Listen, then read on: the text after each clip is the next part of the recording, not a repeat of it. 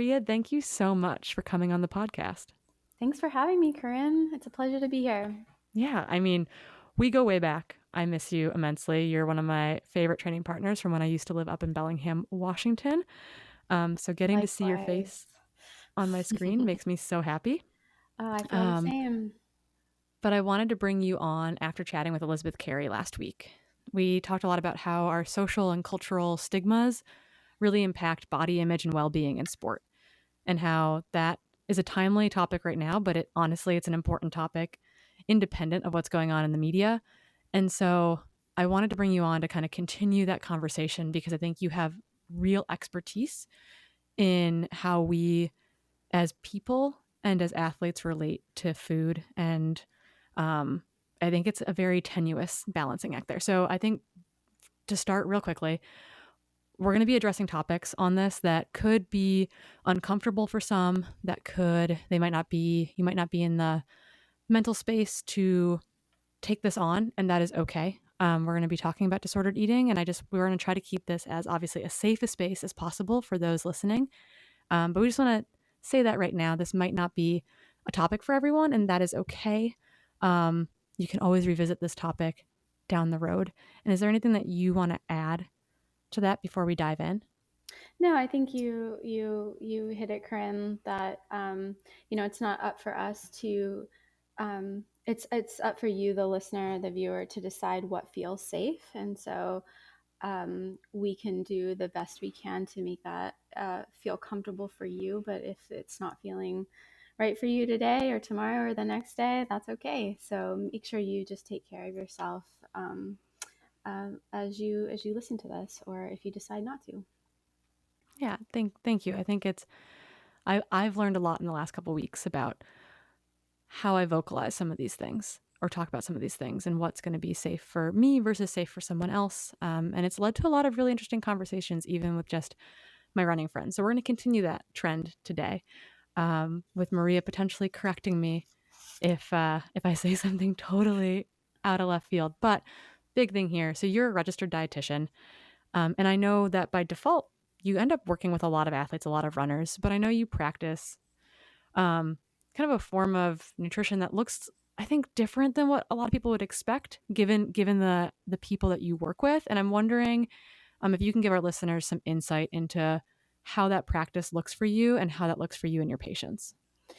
Yeah, I think when from what's been my experience is that when people reach out with the expectation of seeing a dietitian, there's sometimes the expectation that I'm going to analyze their diet or perhaps provide meal plans.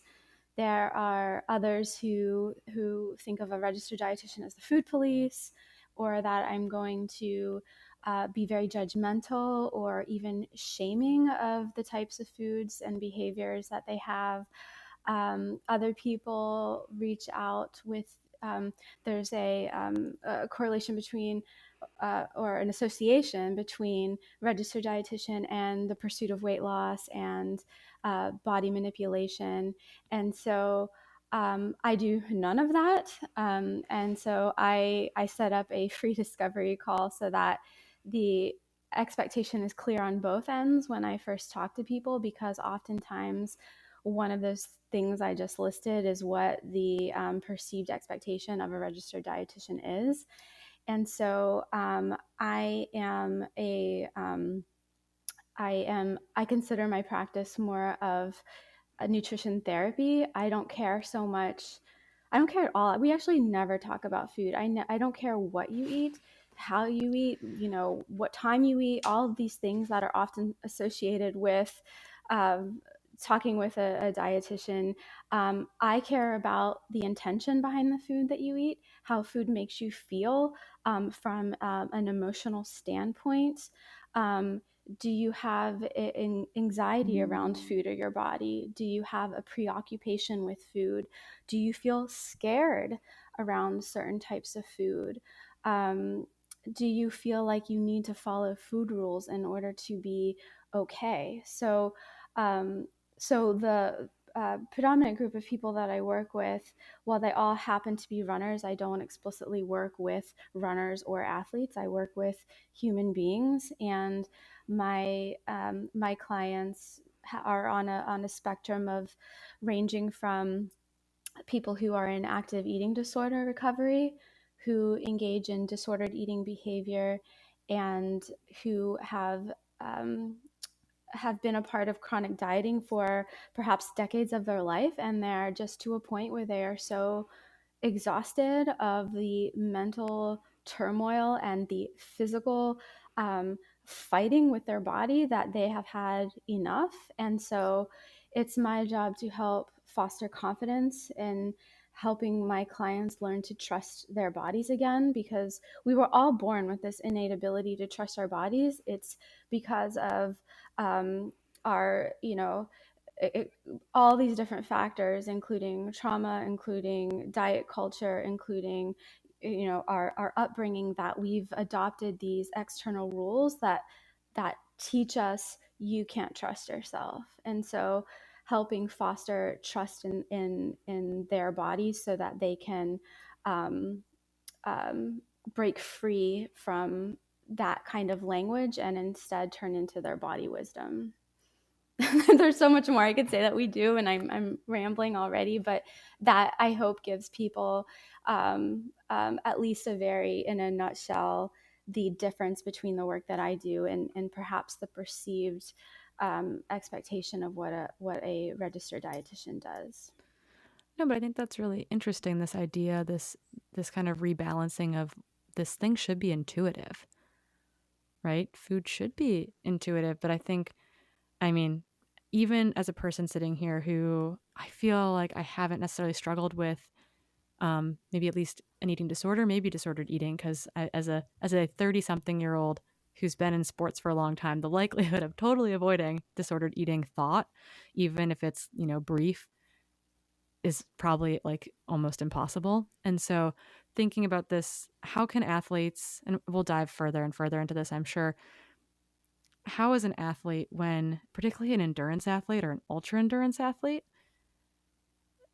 how can we refocus on intuitive eating when I think there are parts of our sport that naturally or subconsciously force intuition out of it, either by forcing calories in or neglecting those signals. I don't always necessarily feel hungry.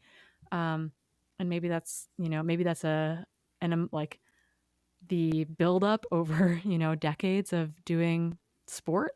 But how can an athlete re-engage in the intuitive side of eating if they're feeling a disconnect there? Yeah. And if I may, Corinne, just kind of talk about, because I think intuitive eating gets thrown around a lot, especially it's being adopted in wellness culture right now. And I think people mistake intuitive eating as either another diet or something that they can get right or wrong. And so I just want to clarify that um, um, eating intuitively is having the ability to recognize and respond to our current needs and predict our future needs. And I think a lot of the times it's like, oh, you eat when you're hungry and you stop when you're full. But and if I can just raise my hand of my own growth, when I started specializing in intuitive eating, I thought, okay, we need to help people tap into their hunger cues and, not be afraid of fullness. And then as I started working with clients who, I started realizing that, some of them can't even feel hunger. And it has nothing to do with athletic performance. It could be of years of ignoring hunger cues. And so we lose that ability. A lot of my clients have experienced trauma in their life, and understanding the effects that trauma has on our biological response, on our ability to eat normally, is huge. And more than 75% of people who have eating disorders have experienced trauma. And so it was this big realization on my part that it's like, of course, people are going to have trouble eating when they're hungry, because hunger is a foreign concept. And so if you're out there and you're like, I can't feel hunger, or I don't know what that feels like to me, I see you. I just want to validate that experience, because it can feel really frustrating when you're on, and I feel myself getting kind of activated now because I get really fired up about it. But it's really frustrating to me when I see messages on social media that I understand are well meaning, but it's like, oh, just eat enough. Just eat what look at me, eat this burger. See how easy it is if I just eat this. When I hear the frustration and the struggle and the depression in my clients, you see that, and either they think that doesn't apply to me, or that's just too scary, or I don't know how to do that and feel safe in my body. So I don't think I answered your question at all, Corinne, and I apologize for that. No. But I just wanted to validate that experience, that for those of you who hear or see things about intuitive eating and how, oh, it looks easy, we were all born with this ability, why can't I do it? Well, you can't do it because we're all swimming in this shit soup called diet culture. And also we have past experiences that biologically within our system change how we can interpret these things. So it is not a deficit of yours or a default of yours. It is something that can be relearned with practice. So I am not here to fix you. You don't need to be fixed. And I think that's another thing people come to a dietitian for is, please fix me, fix me, fix my diet, fix my running, fix my weight. You don't need to be fixing. You need to understand what's happening inside your body. And once we bring some understanding into what's happening, a lot of the shame and the blame and the guilt gets quieter, and we can bring in some more grace and compassion. Yeah, I think that that's really, really important, and I kind of want to dive into some of that here with the relationship between trauma and disordered eating. There being a high correlation there, in part because I think it's easy to sit here and be like, I've never experienced trauma. Trauma has to be this huge event. Like, what hardship have I experienced in my life? But at the Right? same time, we've all survived a pandemic. That's absolutely true. That is traumatic. And so Mm-hmm. what, having worked with many, many people through this, like what, and people sitting in my same shoes, maybe saying, what trauma have I experienced? What does that look like? You know, little t trauma, big T trauma, as far as how we can relate things that might not have seemed significant at some point to maybe this disordered relationship with diet and food in general. Yeah, and I think it will first help to clarify what trauma really means, and when someone is traumatized, or when someone has experienced trauma. Trauma is not about the experience that happened. It's not what the event that happened. It's what happens in the body as the as a result of experiencing an event or series of events that your body was beyond our ability to cope at the time, and often without the presence of a compassionate witness. So oftentimes one of the best definitions I've heard of trauma is of feeling overwhelmed and being alone. And so we oftentimes trauma is talked about from a psychological perspective, but we also need to talk about it from a biological perspective. So you mentioned big T and little T traumas, and big T traumas are oftentimes what people think of when they think of trauma. So sexual assault, getting in a car accident, going to war, being part of a natural disaster. Those are all what's considered a big T traumatic event.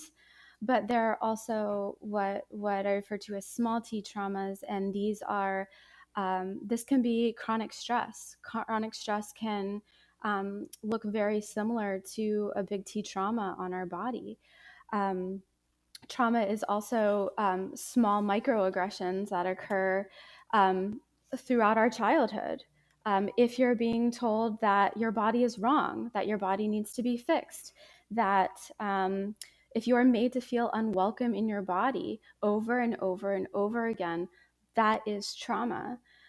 If you have caregivers that are inattentive, if you have unpredictable parents, if you have dismissive parents, these are all trauma and they affect our nervous system. And why that's important is our nervous system, I liken to, you know how in our house we have a fire alarm, and our fire alarm just kind of sits there. It's always there, running in the background, and we aren't aware of it, but it's always there, and it's constantly saying like, "Is there smoke? Is there smoke? Are you safe? Are you safe? Are you safe? Is there smoke? You know, do we need to get out? Are we okay? Are we okay?" And that's exactly what our nervous system does. It is constantly checking, "Am I safe? Am I safe? Am I okay? Am I okay?" And when we experience trauma, our nervous system is running on a fear setting, and eating disorders is running on a fear setting. And so if you think about when you're scared about anything, it's really hard to know what hunger feels like when you're scared, right? I often tell people, you know, if you're running on a trail and a bear is coming up to you, you're not thinking, "Oh, I wonder what that bear wants," right? "Oh, isn't he?" You know, like there's no room for curiosity. It's get me the hell out of here. My life is in danger. And so it's hard to know what feels good to eat if a tiger is chasing you.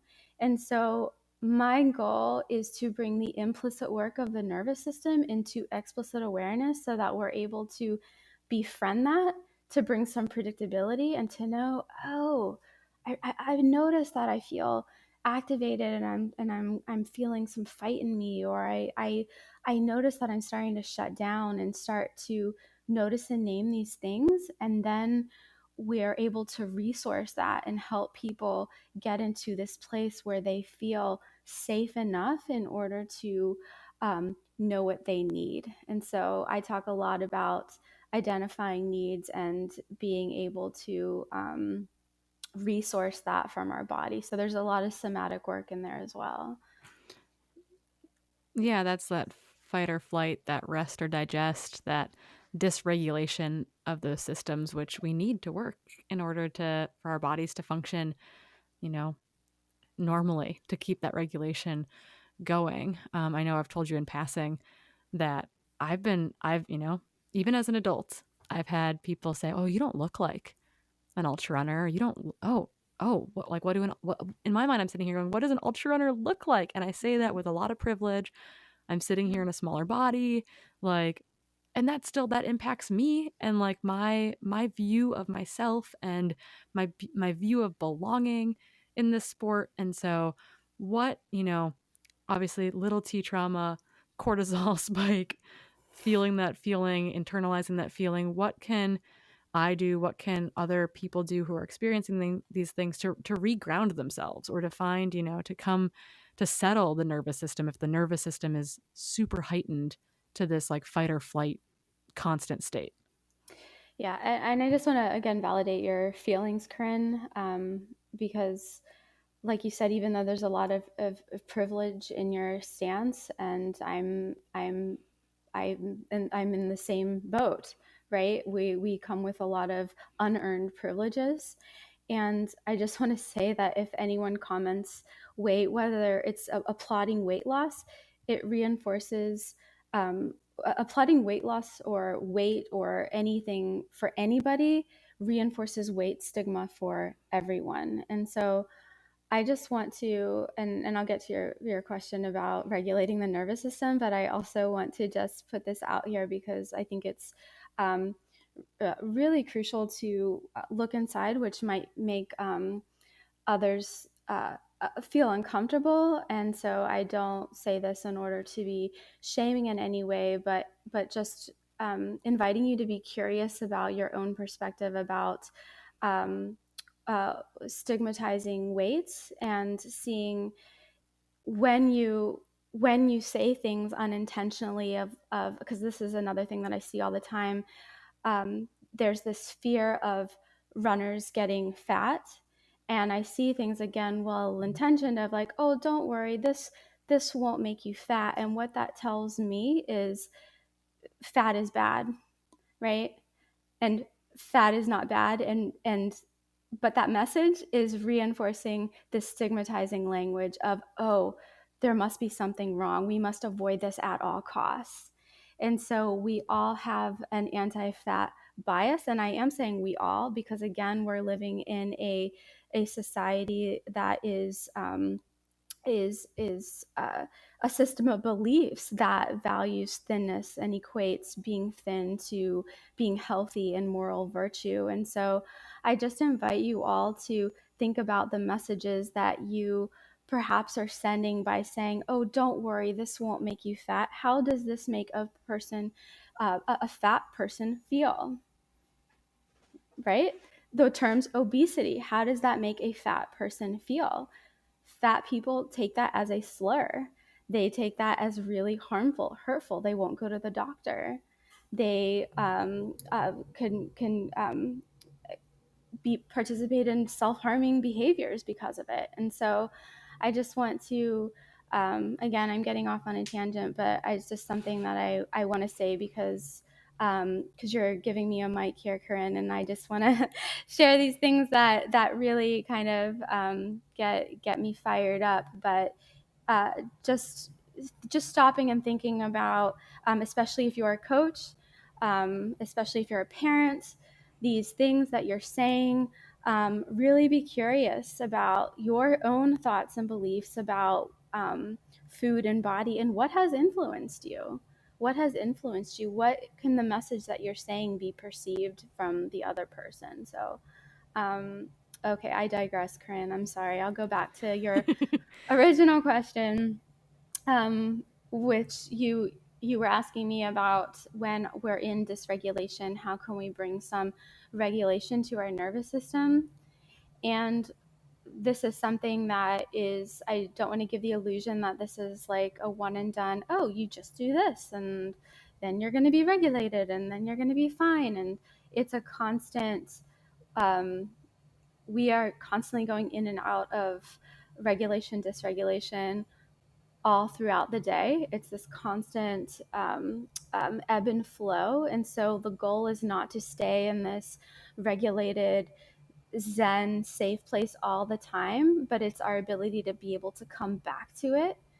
And so there are a lot of people who get stuck in these activated places of either being in fight or flight or being really shut down. And so, so being able to come back to this place of safety, to be able to feel okay enough, the best thing that we can do to start off is noticing what's going on and naming it, because so often we're just so quick to go throughout our day that we just kind of take it for what it is and don't stop and be curious about what's going on. So so something to help bring regulation is to slow down, notice what you're noticing, feel what you're feeling, and name it. Put a name to it. I notice that I'm feeling really sad right now. I notice that I'm having the thought that I feel really full, and this is bringing about thoughts of a fear of my body changing. I notice that I'm having the thought that I'm feeling really upset right now. So, saying it out loud to yourself, writing it down, but bringing attention to what's happening in the moment will just help slow things down and take you into the present moment. So, that's just basically mindful awareness can bring some regulation. Yeah.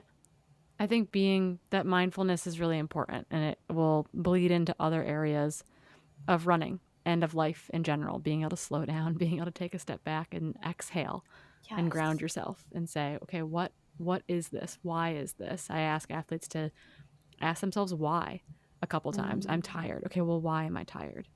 Okay, I'm tired because I didn't sleep last night. Okay, why didn't I sleep last night? To just ask themselves why a couple times, and I feel like that can be kind of taken into that practice too of I feel really overwhelmed right now. Okay, why do I feel overwhelmed right now? Just naming it and getting to that Yeah. spot where it allows you to Mm-hmm. exhale and Mm-hmm. identify. Mm-hmm. what's causing these Yep. sensations. And each Y pulls Ugh, back another layer. Every Y pulls back another layer. yeah, we're onions. We're onions pulling back layers of We are whys. onions. We're just a bunch of onions. I like that. That I think I can explains roll why with I'm that. crying all the time. Yes, yes. It's not emotional dysregulation or anything. It's definitely just being an onion and having to bathe in those whys. So I think one thing that I want to talk about, it's actually something that I got corrected on recently, which was really interesting, and it made me really reflect on my relationship with food. And this kind of came about with everything in the news about University of Oregon and me discussing these things publicly and, talking about my own, I don't know, my own relationship, giving advice, that kind of thing. And I use the phrase, well, like food is fuel, like you need it to do these things that you're trying to do. And a woman from Opal reached out and said, hey, like food is so much more than that. And I was like, oh, okay. So my individual relationship with food has been steered in this way, and trying to reestablish what else my relationship with food might be has been this kind of like this task over the last couple of weeks, since having this conversation. And I'm wondering if there are other people listening to this nodding along, how can they reestablish what their relationship, or that food is so much more than what we think it might be in a narrow window. Yeah, that's funny that somebody from Opal reached out to you, because I gave a presentation at Opal talking about how to talk to athletes about food and nutrition, and I think my first point was food is not fuel. And it certainly is. It certainly is, Corinne. It definitely is. But oftentimes that's the only context in which food is talked about.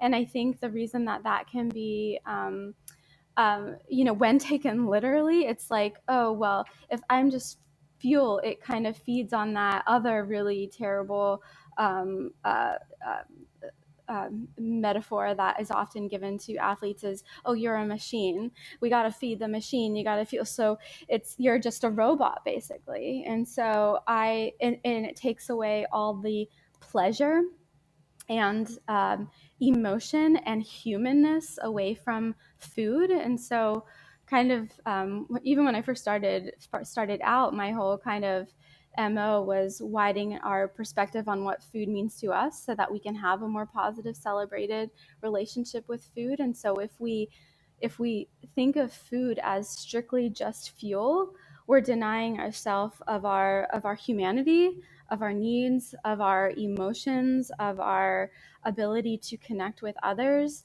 And so food is so many things. Food is so emotional. And again, in diet culture, we're told that being an emotional eater is a bad thing, but food is is inherently emotional. It's not something that is wrong with us. Think about when we're babies and we're crying, the very first thing that our mother does to comfort us is feed us. It's within our biology that food is comforting. And actually, when we eat food, when we put food in our mouth, it lights up the same area in our brain that a hug would.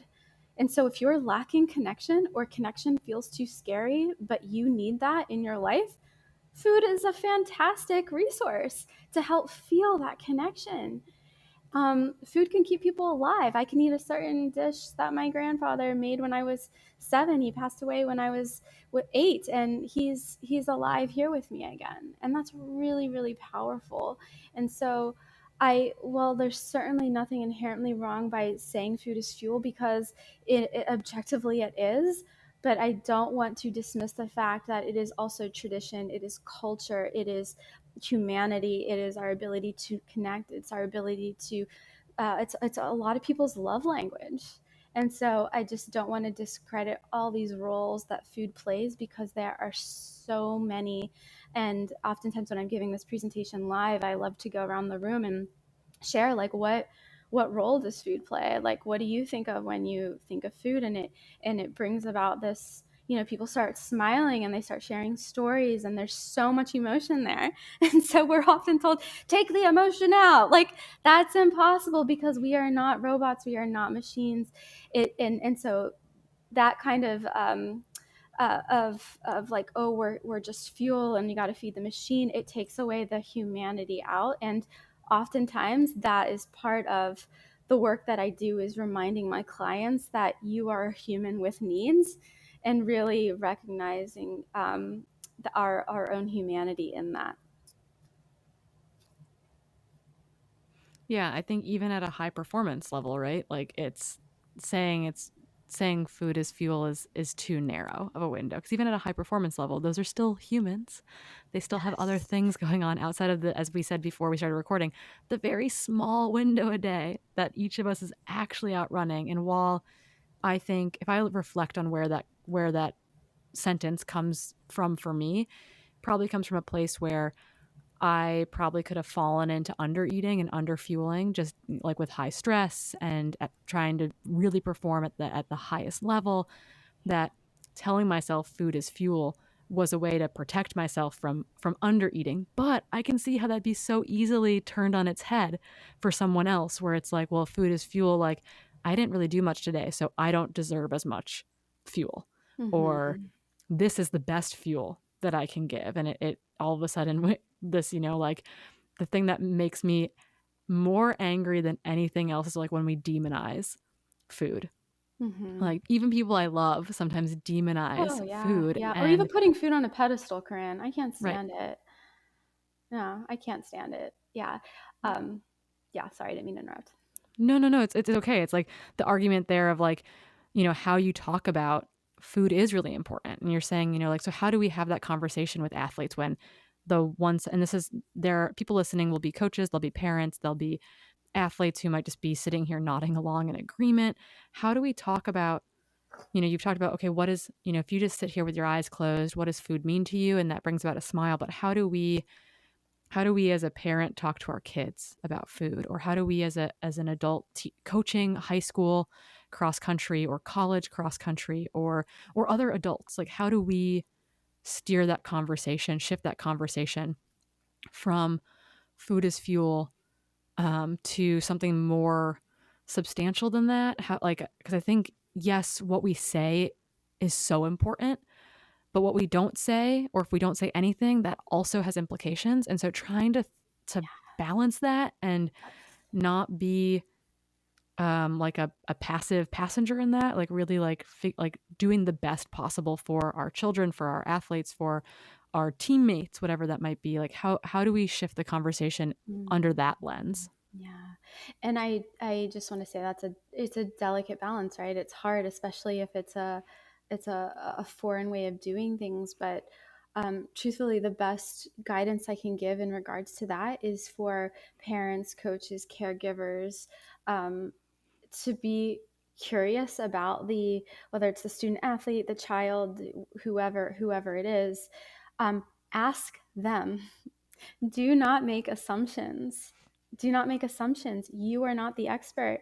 Corinne mentioned in an email before doing this, like, you're the expert, and I just want to say I appreciate that, Corinne, but I'm not.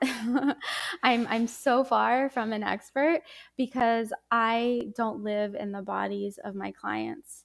We can only be the expert of ourselves. I don't live in your body. I don't have your likes and dislikes. I don't have your stress level. I don't have your past experiences, your relationships, your job, your career, your kids, et cetera, et cetera, et cetera. And so we cannot make assumptions about other people. And so ask them how they're feeling. Ask them, hey, how did it make you feel when you heard so and so talk about this today? Hey, how does this food feel in your belly? Hey, what are you in the mood for? How did, asking questions and getting curious. And I keep repeating curious over and over again, because if we're not curious, we're judgmental. And so making sure that it's coming from a gentle place and not one of being um, uh, uh, attacking, because then that can just make the other person become defensive, and then you get nowhere. So coming from a very gentle place of, oh, hey, how did that feel today?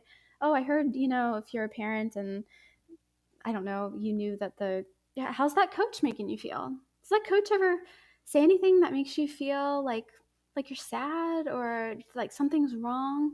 So creating a space to have an open dialogue, um, and being there and listening and taking their experience, whatever it is. And so that's the best guidance I can give in that situation is being curious, don't make assumptions, and create a space where your person, who, if whether it's a young person or an athlete or of any age or anybody, to be able to cultivate that a relationship that they feel safe enough to come to you and be like, hey, yeah, I felt kind of icky when they, they commented on my whatever, and that just didn't feel good. And so, um, yeah, I think that that would be the best guidance I can give in regards to that. Yeah, I love the be curious, because the other side of curious is judgment or judgmental. And I think that's really important. I think that's going to resonate with lots and lots of folks. I think something that we've talked about on the trail for sure is what we consume, and not consume as in what we're putting in our bodies, but what we're putting maybe in through our eyes, in through how we're um, relating to the world, be it Strava, be it Instagram, be it Twitter or Facebook, or these things that inundate us, that live on our phones, that can be there 24/7. How, I think this is the other side of things, right? You can model behavior, you can talk to loved ones, all this stuff, but how is it at the individual now? Like, I know personally I've had to do things like unfollow friends Yeah. or unfollow like Yep. peers in the sport because they don't make me feel good about myself. And Yep. someone slid into my DMs and asked that same thing recently on Instagram about, is it a responsibility to the people sitting there with privilege to not post these things? And my response was, well, you don't have to, like, maybe it's us consuming it that's the issue. And I'm wondering what kind of advice you can give to those out there listening about consumption of these ideas and these messages. Right. Right. Yeah, it's what we can and cannot be in control of, right? Like we can't control what other people post, what other people share. If we try to control that, it will be a losing battle and certainly not good for our own health. But the good news is that we are in charge of what our intake is. We are in charge of what we see, what we listen to, who we talk to. We can set boundaries there. We could have a whole other conversation on boundaries, but setting that boundary there, and I know that puts the responsibility on you as the consumer of these things, but it goes back to sitting with yourself and seeing, oh man, I noticed that when I'm talking to this person, I feel like I'm getting angry, or I feel sad, or I feel like I'm just not good enough, or I feel like I have to change something about myself.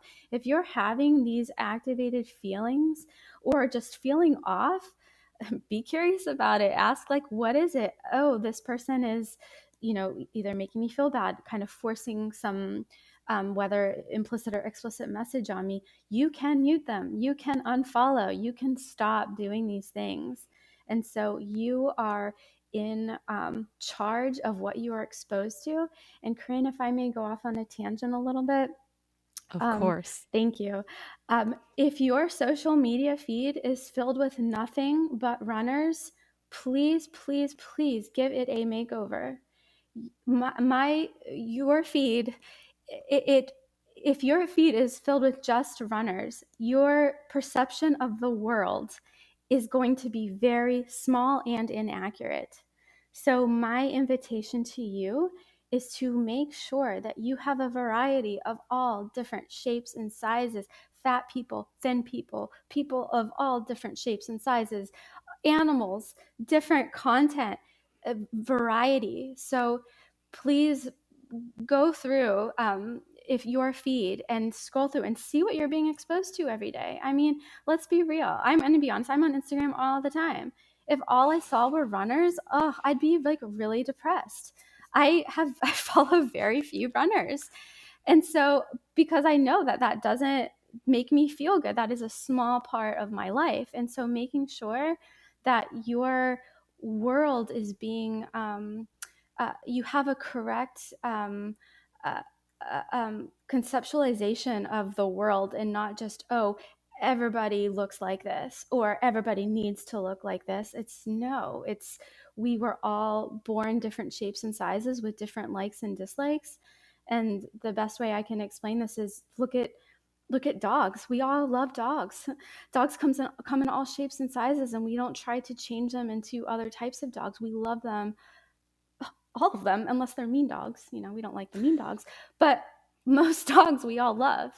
And so we should have a variety of content in our feed. Thank you Yeah, for and letting me go on that tangent. no, it's great. I think it's that appreciation of humans, right? And you're right. I've tricked the algorithm into feeding me mostly puppies Oh, because puppies wonderful. make me happy. But I recognized all of a sudden that I was feeling stressed and not necessarily angry, but like I was all of a sudden I felt this feeling and I was like, "Oh, I know what this feeling is." And so I needed to remove a set of runners from my feed because that was the messaging I was getting. That was the Yeah. I think it was runners and CrossFitters. It was a bunch of athletes and I was like, "Okay, this needs to go Mm-hmm. unless they are my close friend," Right. because it was not not to say that it was like I was triggered by my feed, but I was it provoked feelings in me that I did not like. Yeah. And so it has changed my uh relationship that is still probably too strong with social media, but Yeah. it's important and it's It's a valid. great form of self-care. And sometimes I forget that that people still have some troublesome feeds and become activated by them. And because they tell me things that they've seen and I'm like, oh man, people are still doing that. Because I'm not exposed to it anymore. I don't see the stuff that's just shit anymore. And so when I hear people tell me that that still exists, it's so disappointing because I in my world, it's just stuff that makes me laugh and smile, which I feel grateful that it's gotten to that point, and I just hope that people can have a better, more positive experience with social media. And it is possible. You are in charge of that. Yep. Social media is not it might be mostly bad, but it's not all bad and there's good in it, Mm-hmm. but you are in charge. You are the captain of your social media ship and that you get to choose what messaging is coming in through that. And kind of on that theme, this is a busy time of year for all of us. It's the holiday Yes. season. Things are speeding up and slowing down all at the same time somehow. I know you are very busy, and in part that is because we are being inundated. I listen to the radio. We are being inundated by marketing campaigns and ploys, and it's really really stressful. I think for all of us to get this subliminal messaging constantly in and around the holiday season. And so I'm just wondering, what can the listeners at home do to either combat what's currently going on or prepare for what's coming over the next 4 to 6 weeks as we make our way through the holiday season? The holiday season is the Olympics of diet culture. It is very difficult. It's very difficult for people all along the spectrum on their relationship with food. Whether you're, fighting diet culture messages or you're visiting family that you haven't seen in a couple years because of COVID. And I'm doing a lot of work right now with my clients around setting boundaries and how difficult that is, but how absolutely crucial it is to set boundaries with the people that you are around, especially if you've been working on your relationship with food. And oftentimes these situations that we're going to with family, it's predictable.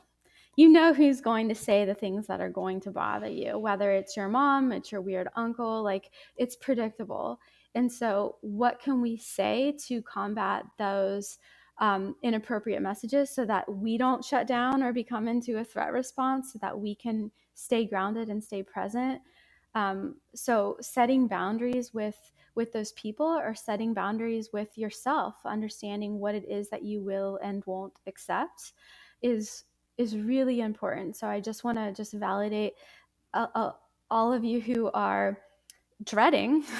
I have a lot of clients dreading going home, going to see family that they haven't seen in a long time, because they are perhaps going to the place where they were first experienced traumatic messages that they weren't good enough or their body was wrong. And so it's very easy to all of a sudden be 10 years old again when you're being put back in the situation and feeling like you have no choice.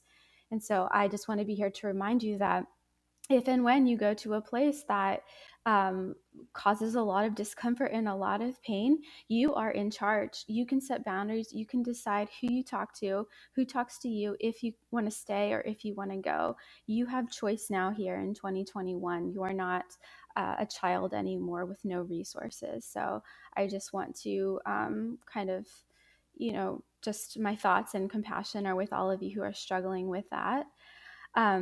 The other thing that I want to um, offer you all is to offer yourselves self-compassion during this time, because it is so hard and it is so stressful, between the people, the food, the constant moving, like you said, the slowing down and speeding up. It's this kind of dichotomy of all the things. And so um, something that I like to do, and um, it's something that's very simple, if I may share, Corinne, is just a really simple, mindful self-compassion practice. And if it feels okay, for the listeners or viewers watching, if it feels good, you can put your hand on your chest.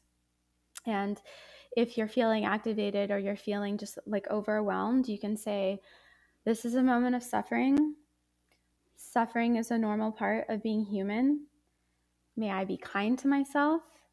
And then you can say a kind statement about yourself, like, "This is really hard, but I'm trying my best."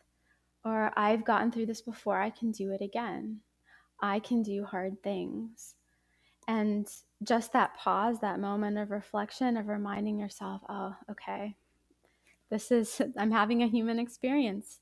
We all suffer, and there collectively there are a lot of us out there suffering right now for many reasons." And so for me, this practice just helps remind me, like, okay, I'm not alone. This is a human experience, and I can slow down and still be kind to myself, because um, beating ourselves up doesn't get us anywhere. Yeah, I think that's something that you can take into setting those boundaries. Can be about anything, right? Like, I know in and around my injury this past year, I had to set boundaries with my loved ones because they really Mm, wanted to know how I was doing and when I was going to race next and what was going on. And I had to say, hey, I I care about you. This is not something I want to talk about. Like, I'm getting a lot of questions about it and it doesn't make me feel good. And I would really prefer not to talk about it right now. And that saved me the being short, being angry, being mean, because that's how I would be or how I would get if I fought through that conversation. right, And right. setting that boundary is important, be it Yes, around your body, be it around food, be it around whatever it is. Like, you get to yes, set those boundaries and it's yes. okay to set those boundaries Absolutely. bef- And if you don't set before, them, yeah. people aren't going to know. And so They don't know it's stressing you out. they don't know. And so my favorite quote around boundaries is actually from Cheryl Strayed. And she said, boundaries teach people how to treat you, and they teach you how to respect yourself. And so ultimately, if you set boundaries, oftentimes people think it'll bring you further apart. But if you set boundaries in a way that is kind, and in a way that is, when you're not in a threat response, like you're not defensive, it can bring people closer together, because then they know what's okay for you, and you're respecting yourself, and so you can be a better person to them. That's such a perfect way for us to, I think, slowly wrap things up today before I just keep you on Zoom for forever and ever. But I've got a few short questions that I'd love to ask before I let you go. Sure. And they've been kind of a cool question to ask a lot of people, through, like, who span, their relationship to sport in a lot of different ways. And so the first one has two parts. Okay. And the first question I've been liking to ask people is, what is something that you wish that you knew when you first started trail running? Okay. And then what is something that you wish you knew when you first started working as a registered dietitian alongside runners and athletes? Okay. Um, what I wish I knew when I first started trail running is that there's room to problem solve. You can walk. You can literally take a nap and get back up and finish the race.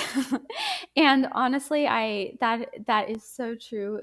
Truthfully, what I wish I knew when I first started trail running, because coming from a competitive track and cross country background, like it was completely foreign, the concept of having room for error. And that's such a cool thing about, as you know, Corinne, with our sport, is there's room for error. You can stop and figure things out, and there's a lot of grace with our sport, and I just think that's so cool. And that's something that I wish I knew, that it was okay to walk, it was okay to slow down, it's okay to stop. And yes, I have taken a nap in the middle of a race for an hour, got up and finished. So all things are possible. I wish I knew that. um, Part two of your question, what I wish I knew before I started working as a registered dietitian. Again, if I'm being truthful, I wish I knew I didn't want to be a registered dietitian. I resonate more with the therapy side of things. And so actually, I've applied to grad school next year to become a trauma psychotherapist. And so I'm grateful for the journey that being a dietitian has brought me, because it truly brought me to what I feel most passionate about. But going back, I never felt like it never made sense to me to be telling people what to eat. And when I started going deeper and deeper, and things started making sense and I owe that to my clients for being my inspiration and teaching me. And I feel forever grateful for them. That's, I think, really, really special. And I think that what a cool thing to marry together as well, because there is so much trauma tied up in all of this. So Yes. that will be amazing. I'm so Yeah. happy Thank for you you. and so Thanks, Corinne. excited for this next chapter. Another question I really liked to ask is, what is something that you've read, watched, or listened to recently that might resonate with the listeners? Okay. May I offer a couple? Yes. Okay. So for listen, a really great podcast that my clients and I like just love. It's called Maintenance Phase, and they debunk just diet culture BS in the most thoughtful, smart, sassy way. A lot of F bombs there. Like if you're like at all like repulsed by the word fuck, don't listen, because it's like every other word, but it's awesome. They're so funny. Like they make you laugh, and they're just awesome, and there's so much power to the words that they say. So I cannot recommend that podcast enough. It's called Maintenance Phase. And as far as books go, I one thing that is very impactful, and I just want to just also say that if you decide to read this, to bring a lot of a kindness to yourself, because it's a really powerful and emotional, impactful book. It's called What We Don't Talk About When We Talk About Being Fat. So that's by Aubrey Gordon, and it talks about a fat person's experience living in this world and the stigma that they receive. And it is very, very difficult to read, very, like I said, just very emotional. And so I just want to put that out there, that make sure you're in a good space before reading that. But I think it is just so, so, so important to read. So those are my two recommendations. And again, that book is by Aubrey Gordon, and coincidentally, Aubrey Gordon is one of the co-hosts of Maintenance Phase, and so those two would pair very nicely together. That's awesome. I'm adding them both to my list. This is the second Awesome. recommendation I've gotten from friends and otherwise for Maintenance Phase. So I'm really Okay. excited Oh, you won't be to give it a disappointed. listen. You will not be disappointed. Awesome. I'm looking forward to it. So the last question I have is, obviously you're a very busy person. You're running, you're working, you're doing it all. Where can people find you if they have questions, if they're curious about what you do? Where can people find you? Thank you for asking that. I'm super easy to get hold of. I'm just my full name, Maria Dalzot, on Instagram. You can also go to my website, which is Maria Dalzot RD. The RD stands for Registered Dietitian. There's a contact page there. You can reach out to me. As I alluded to at the beginning of our conversation, there's an option to do a free discovery call if you want to share if you have any interest but have some hesitations, concerns. It's truly such an honor to work with people and to hear this very vulnerable part of themselves, and it is just the ultimate privilege for me. So I just I guess I'm just thanking all the people that I do work with. And if you are interested in working with me, I just thank you for your courageousness in reaching out. We will link all of that in the show notes as well. So if you didn't have a pen and paper ready, you can find that in the show notes for the show. Maria, I want to thank you so much for joining us once again. You're so welcome. Thank you, Corinne.